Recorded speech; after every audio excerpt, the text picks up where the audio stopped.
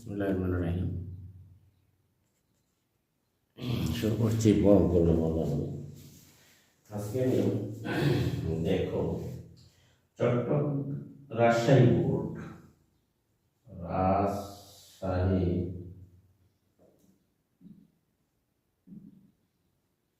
দেখো রাজশাহী বোর্ড 2023 সাল। এখানে একটি সমান্তরাল দ্বারা প্রথম 3 উদ্দীপকটি ধরো একটি সমান্তর দ্বারা দেখো প্রথম পদ তিন, সাধারণত 4, সাধারণ অন্তর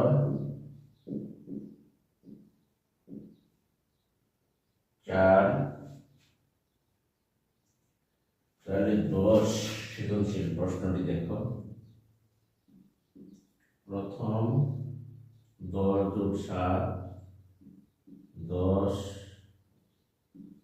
+ 7 + 4 দশম পদ নির্ণয় করো। দ্বারা 10 দশম পদ নির্ণয় করো। এখানে খ ধারাটির n পদের সমষ্টি, ধারাটির n পদের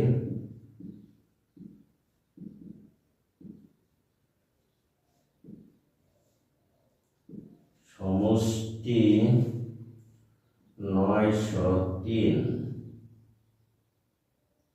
হলে এর মান নির্ণয় করো। হলে এর মান নির্ণয় করো। গ নম্বরে দেখো সাধারণত কি ধারাটির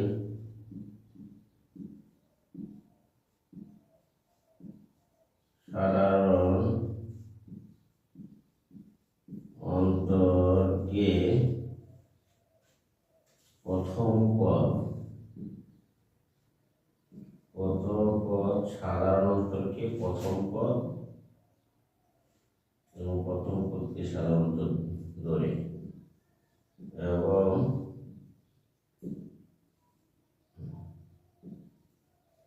প্রথম পদকে সাধারণ অনুপাত ধরে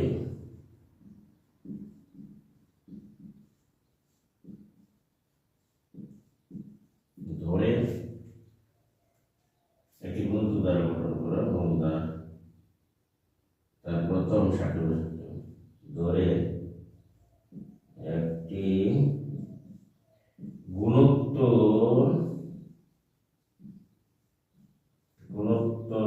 ধারা গঠন করো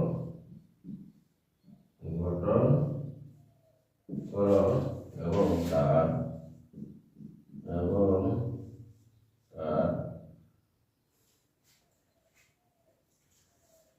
ষাটটি মধ্যে সমষ্টি নির্ণয় করো। প্রথম 60টি পদের সমষ্টি নির্ণয় করো। তাহলে সমাধান দেখো তোমরা যারা 2025 সালের এসএসসি পরীক্ষার্থী তাদের জন্য প্রশ্নটি খুবই গুরুত্বপূর্ণ একটা প্রশ্ন, সৃজনশীল। দেখো এখানে প্রথম পদ, এখানে দেখো দাঁড়ান প্রথম পদ এ ইকুয়াল টু 10, দাঁড়াটির দশম পদ নির্ণয় করো। এখানে বলা হচ্ছে যে দাঁড়াটির দশম পদ নির্ণয় করো। দাঁড়ার সাধারণ অন্তর দেখো ডি সমান 7 - 10, তাহলে আমরা পাচ্ছি এখানে দেখো -3, কারণ দ্বিতীয় পদ থেকে প্রথম পদ বাদ দিলে বড় হয়েছে -10, কাজে এখানে মাইনাস সংখ্যাটা বড়, কারণ -3 সাধারণ অন্তর আমরা পেলাম। এবং পদ সংখ্যা হলো তোমার পদ সংখ্যা এখানে ইকুয়াল টু 10, তাহলে আমরা দাঁড়িয়ে দশম পদ আমরা জানি সমান্তর ধারা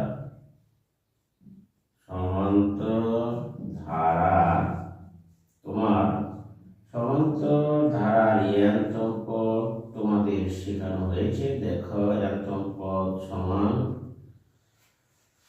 হলো,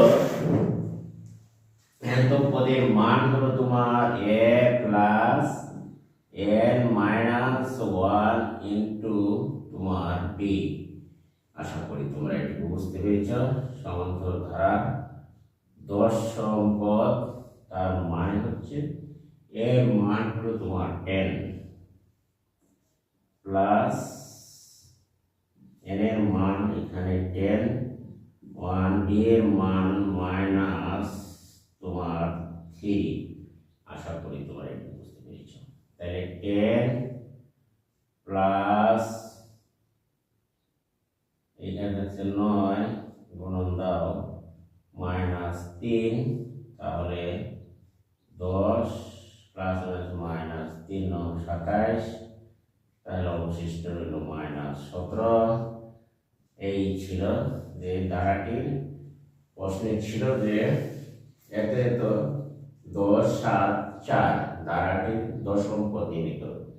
তাহলে দশম পদের মান হলো, নির্ণয় দশম পদ হচ্ছে 17, হতে নির্ণয় মান দশম পদের মান হলো 17, নির্ণয় মান ওই সমান -17। আশা করি প্রিয় শিক্ষার্থীরা তোমরা এটি বুঝতেই পেরেছ। এখন আমরা যাব 2 নম্বর অঙ্কের সমাধান। তাহলে চলো আমরা 2 নম্বর অঙ্কটি সমাধান করব। এবার দেখা যাক ধারাটির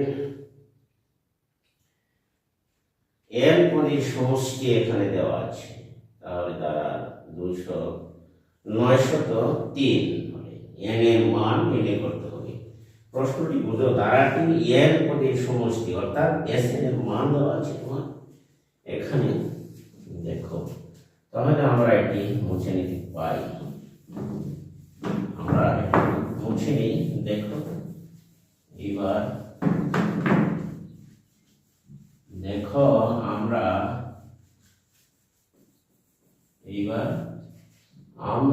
লিখব যে ধারাটি এখানে খ নম্বরের প্রশ্নের সমাধানের জন্য আমরা লিখব এখানে দেওয়া আছে। দেখো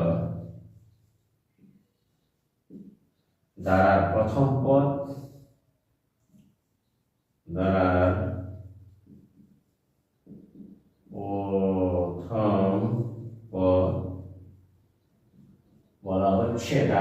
প্রথম পথে এ সমান তোমার হচ্ছে 3 সাধারণতর দ্বারা সাধারণ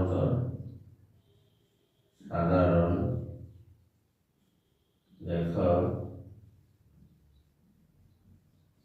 অন্তর b ইকুয়াল টু 4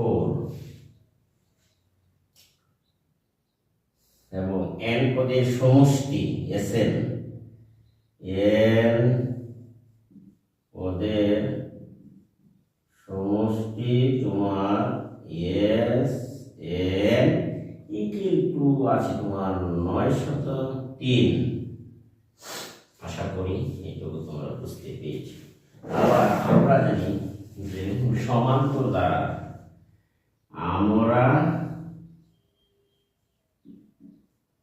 আমরা জানি সমান্তর ধারার n পদের দেখো সমষ্টির সূত্র n পদের সমষ্টি Sn সমান n by 2a plus n minus 1 into হচ্ছে তোমার b।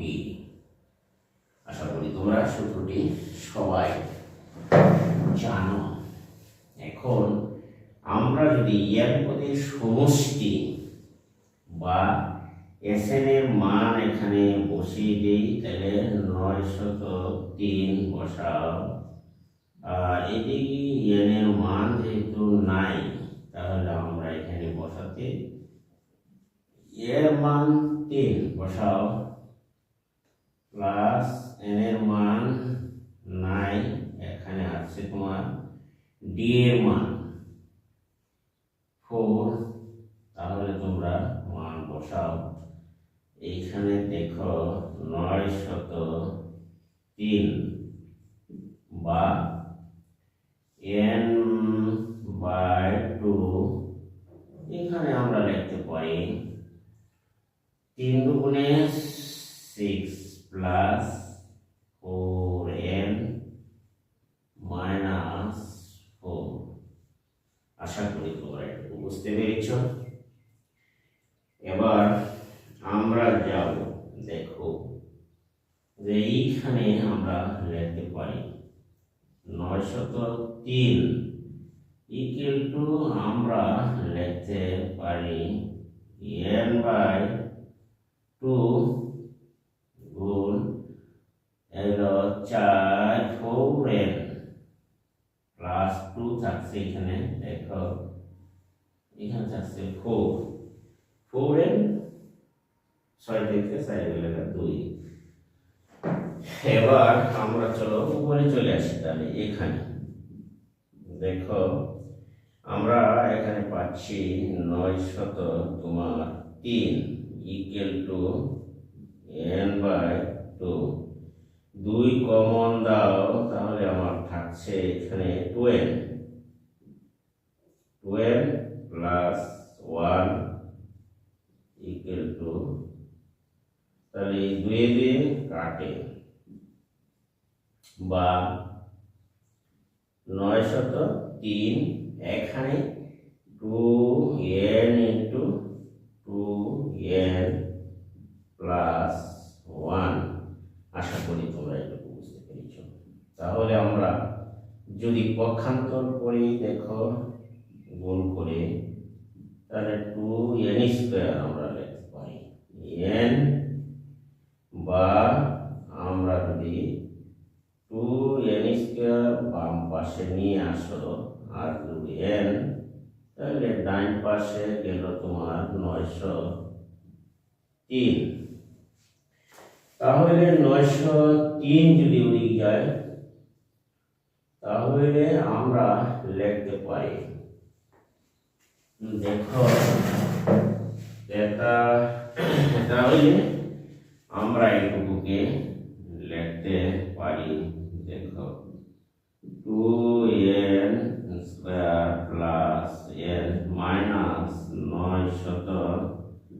3। আশা করি তোমরা এটুকু বুঝতে পেরেছ। তাহলে আমরা মিডল ফ্যাক্টর করি। দেখো 42 43 এর মাইনাস দিলাম 42 এর মাইনাস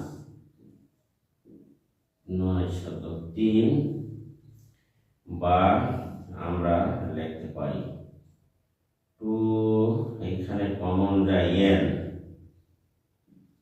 n যদি কমন যায় এখানে থাকে তোমার 2n প্লাস 43 আর এখানে যদি 42 কমন দাও তাহলে থাকে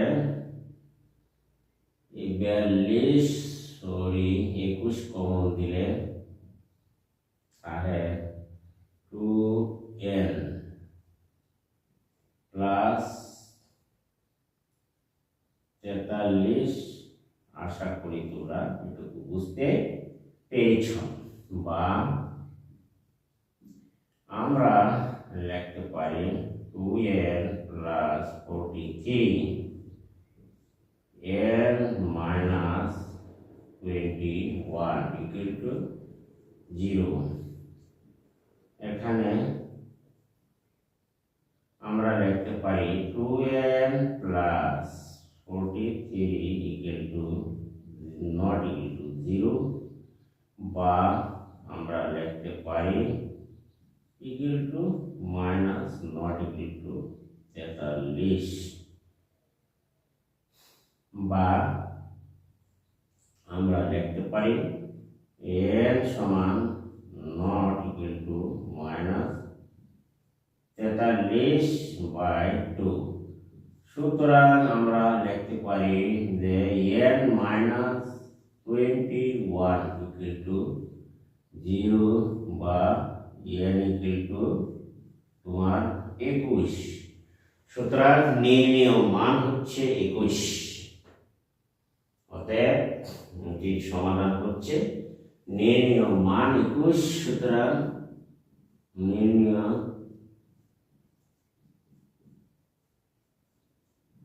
মান 21 এই ছিল এই অঙ্কের আজকের এখানে সমাধান। আমরা বুঝতে পেরেছি যে এই অঙ্কটি সমাধান হচ্ছে নির্ণেয় মান পেলাম যে আমাদের প্রশ্নটা হচ্ছিল যে n এর মান নির্ণয় করো। বলা হচ্ছিল যে ধারাটি n পদের সমষ্টি 903 হলে n এর মান নির্ণয় করো। তাহলে আমরা এখানে n এর মান নির্ণয় করছি। দেখো এখানে নট ইকুয়াল টু মাইনাস 43/2 কারণ হচ্ছে n এর মান বা পদ সংখ্যা মাইনাস 0 চেয়ে ছোট হতে পারে না। কাজেই আমরা এখানে পেয়েছি n ইকুয়াল টু 21 অর্থাৎ 21 মানটি হচ্ছে গ্রহণযোগ্য মান। আশা করি শিক্ষার্থীরা তোমরা এটি দেখো ওই যে এখানে 21 আমরা পেয়েছি। এই মান হচ্ছে তোমার গ্রহণযোগ্য একটি মান। তাহলে আমরা এবার চলো তাহলে আমরা অন্য আরেকটি অঙ্কে যাই, যেমন 3 নম্বর অঙ্কটি, সেটিতে আমরা যেতে পারি। তাহলে 3 নম্বর অঙ্কটি সমাধানের জন্য আমরা যাই। চলো এবার এটুকু আমরা মুছে নিতে পারি ইনশাআল্লাহ। চলো এবার আমরা এটুকু মুছে নিলাম। এখন দেখো যে আমরা এটুকু মুছে নাও তোমরা সবাই। আমি এখন যাব দেখো 3 নম্বর উপর বলা হচ্ছে ধারাটির সাধারণ অন্তরকে প্রথম পদ। তাহলে আমরা লিখতে পারি প্রশ্ন অনুসারে লিখতে পারি এখানে গুণোত্তর দ্বারা। তাহলে হবে গুণোত্তর দ্বারা হবে দ্বারা সাধারণ অন্তরকে প্রথম পদ। গুণোত্তর ধারার প্রথম পদ হবে কত? তাহলে আমরা লিখতে পারি a = 4। সাধারণ অন্তরকে বলা হচ্ছে দেখো ধারাটি সাধারণ অন্তরকে প্রথম পদ ধরলাম। গুণোত্তর দ্বারা প্রথম পদ এত এবং সাধারণ হইতেছে এবং প্রথম পদকে সাধারণ অনুপাত এবং গুণোত্তর দ্বারা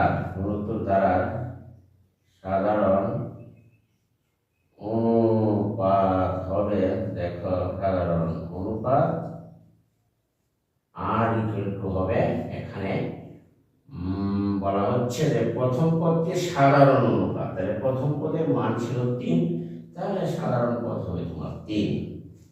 এরপরে দৈর্ঘ্য গুরুত্ব তারা গঠন করো এবং তার প্রথম 7টি পদের সমষ্টি নির্ণয় করো। তাহলে n এর মান হবে এই দ্বারা, এবং n হবে এখানে তোমার n এর মান দ্বারা হবে তোমার 7। এখন আমরা দেখো n এর মান আমরা পেয়েছি 7। এখন আমরা জানি যে গুণিত দ্বারা দিক গঠন করতে বলা হচ্ছে, সুতরাং লিখতে পারি যে গুণোত্তর দ্বারা প্রথম পদ, গুণোত্তর ধারা প্রথম পদ কিন্তু তোমার আমরা পেলাম 4। অতএব গুণোত্তর দ্বারা দ্বিতীয় পদ আমরা লিখতে পারি, দ্বিতীয় পদ হবে তোমার আর এর মান 4 আর এর মান 3, তাহলে আমরা পাচ্ছি 3 4 12। অতএব গুণোত্তর দ্বারা তৃতীয় পদ হবে এখানে আর স্কয়ার, তৃতীয় পদ দেখো আর স্কয়ার, তাহলে আমরা লিখতে পারি 4 ইন্টু এর মান 4 3 স্কয়ার, আমরা লিখতে 3 কে 9 4 9 36। সুতরাং এইভাবে যদি আমরা লিখি 1 2 3, তাহলে ঢড়, অতএব নির্ণয় দ্বারাটি হবে, সুতরাং নির্ণয় গুণোত্তর দ্বারা হবে গুণোত্তর লেখ গুণোত্তর ধারাটি হবে তাহলে কত দেখো, প্রথম পদের মান 4, তারপরেরটা 12, এরপরেরটা হচ্ছে তোমার 36 ডট ডট ডট, এই পর্যন্ত একটি উত্তর বলা হচ্ছে ধারা গঠন করো। এখানে আমার দেখো অনুপাত ধরে একটি গুণোত্তর ধারা গঠন করো, ধারাটি হলো এই। তাহলে নির্ণয় ধারাটি হবে 4 যোগ 12 যোগ 36 ডট আরো আছে, এবং বলা হচ্ছে যে এই তার প্রথম 7টি পদের সমষ্টি নির্ণয় করো।